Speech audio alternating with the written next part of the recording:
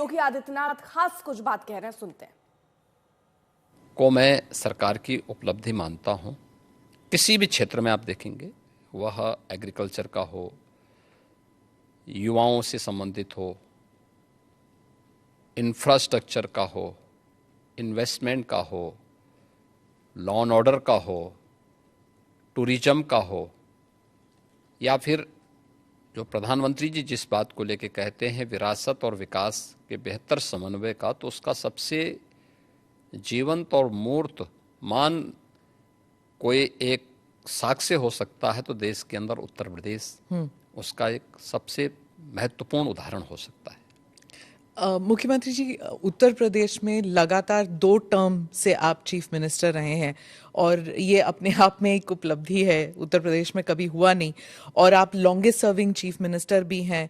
तो उत्तर प्रदेश की जनता ने आपको दूसरी बार क्यों इलेक्ट किया था? क्या इसलिए कि आपकी छवि एक हिंदुत्ववादी नेता की है, या फिर फर्स्ट टर्म में आपने माफिया राज पर जो धावा बोला था इसकी वजह से? किस लिए आपको दूसरी टर्म में, और क्या एक और सवाल इसमें, क्या आप हैट्रिक के लिए ट्राई कर रहे हैं आप?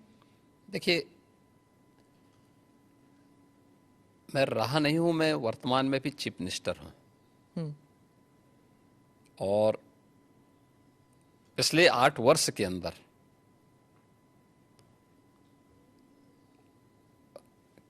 अपनी पार्टी के नेतृत्व के कारण, पार्टी के और सहयोगी दलों के सभी नेताओं के सहयोग के कारण, भारतीय जनता पार्टी के एक कार्यकर्ता और अन्य सहयोगी संगठनों के सहयोग से जनता जनार्दन का जो आशीर्वाद हमें प्राप्त हुआ है, तो ये हमारी सरकार को पहली बार यह अवसर मिला है कि आज़ादी के बाद कोई मुख्यमंत्री 5 वर्षों तक लगातार काम करे और फिर से वह 2/3 मेजॉरिटी के साथ गवर्नमेंट बना ले। ये फर्स्ट टाइम हुआ था और यह भी उपलब्धि हमारे साथ जुड़ी थी। और पिछले 8 वर्ष से तो हम यहाँ सेवा कर ही रहे हैं, तो सेवा, सुरक्षा और सुशासन का जो मॉडल हमारी पार्टी का था, उसको प्रभावी ढंग से उत्तर प्रदेश में लागू करने के कारण आज जनता जनार्दन का व्यापक आशीर्वाद भारतीय जनता पार्टी के साथ में है, हमारे साथ में है। और लोकतंत्र में जनता जनार्दन का आशीर्वाद जिसके साथ में होगा वह सरकार में आएगा। तो ये SSS तो ट्रिपल टाइम सरकार, तो SSS तो उसी का उदाहरण है। तो फिर तीसरी बार के लिए भी आप कोशिश करेंगे? मैं कोशिश नहीं करूंगा, हमारी पार्टी कोशिश करेगी। पर चीफ मिनिस्टर तो आप ही बनेंगे ना? नहीं, मैं क्यों बन सकता हूँ? भारतीय जनता पार्टी का कोई भी कार्यकर्ता बन सकता है। अच्छा, क्योंकि ऐसी अटकलें लगाई जा रही थी, क्योंकि आपने कहा था कि जब आप पहले टर्म में आपको कुछ अफसर ने कहा था कि आप अयोध्या मत जाइए, विवाद हो सकता है, और आपने कहा कि अगर सत्ता चली भी जाए तो कोई बात नहीं।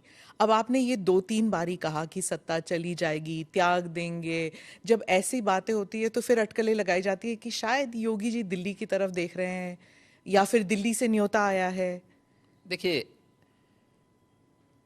ये उदाहरण उन प्रसंगों को लेकर के होते हैं जहाँ पे विरासत को आगे बढ़ाने का एक जज्बा सामने आता है। 2017 के पहले अयोध्या की क्या स्थिति थी, हर एक व्यक्ति जानता था।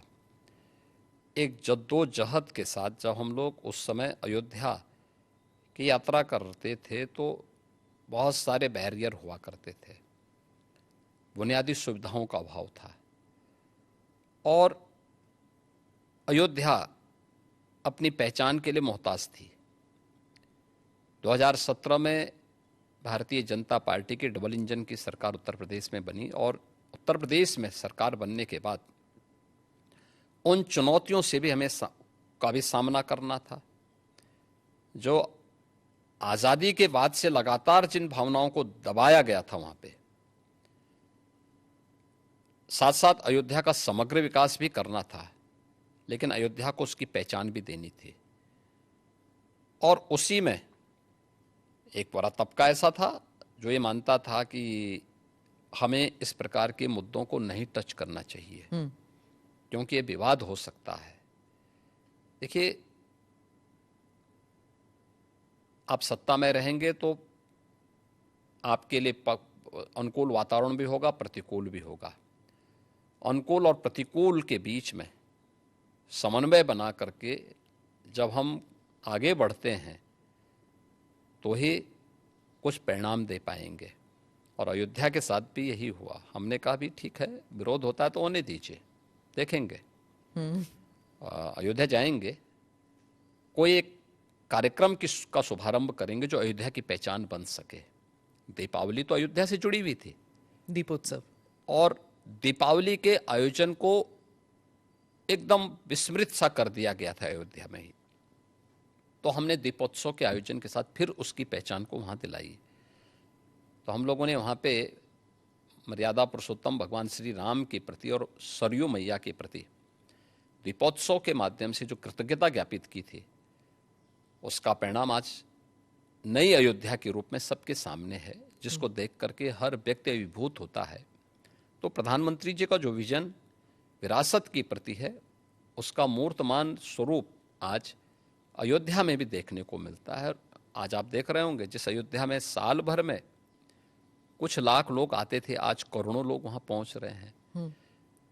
व्यवसाय वहां फल फूल रहा है, लोगों को अनेक अवसर प्राप्त हो रहे हैं।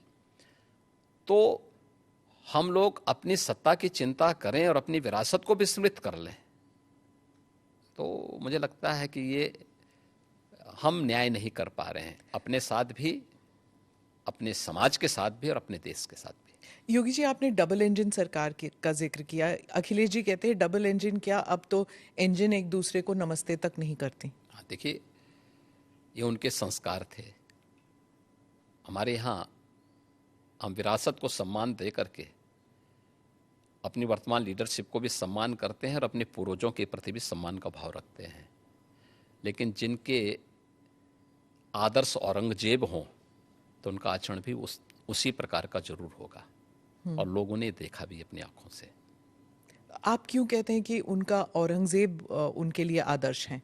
क्योंकि वो औरंगजेब को महिमा मंडित कर रहे हैं।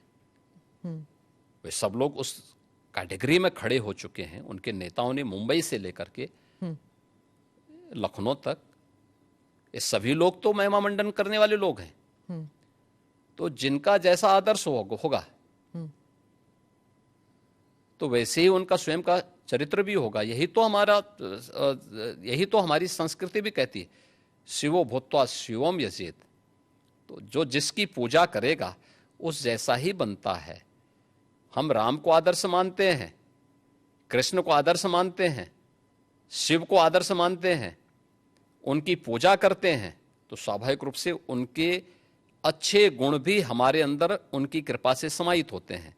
जो औरंगजेब को, बाबर को अपना आदर्श मानता होगा तो उन जैसे गुण भी उनके अंदर देखने को मिलेंगे, और ये आचरण लोगों ने अपनी आंखों से देखा भी है और आगे भी देखेंगे।